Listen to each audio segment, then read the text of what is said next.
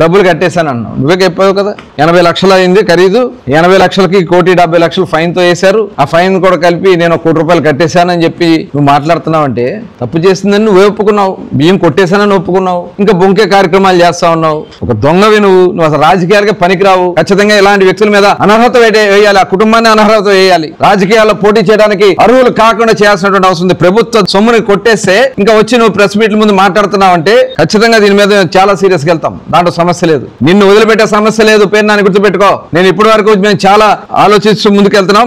ఈసారి ఎట్టి పరిస్థితుల్లో వదిలిపెట్టే సమస్య లేదు. ఎక్కడో షిప్ దగ్గర వాళ్ళ మీద కేసు కట్టలేదు, వీళ్ళ మీద కేసు కట్టలేదు. నీ కేసు సంగతి చెప్పు. నువ్వు చేసింది తప్పా కాదా అది చెప్పకుండా ఏవో మాటలు మాట్లాడుతూ నీకు నిజంగా అంత చిత్తశుద్ధి ఉంది, నేను పేదల కోసం స్థలాలు ఇస్తాను. G+ ఇల్లు 6,400 ఇల్లు మేము శాంక్షన్ తీసుకొచ్చామే. ఆ రోజు 4,800 మందికి మేము ఆ రోజున ఆల్రెడీ శాంక్షన్ లెటర్స్ ఇచ్చున్నామే. ఆ ఇల్లు ఇస్తాక మీకు మనసు రాలేదు కదా 5 ఏళ్ళు.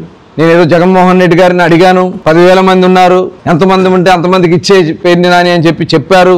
ఏమైంది ఆ G+ ఇల్లు ఏమైంది? కట్టిన ఇల్లు ఇస్తానికి కూడా మనసు రానటువంటి దుర్మార్గుడివి నువ్వు. కపట నాటకాలు ఆడే ఒక దుర్మార్గుడివి నువ్వు.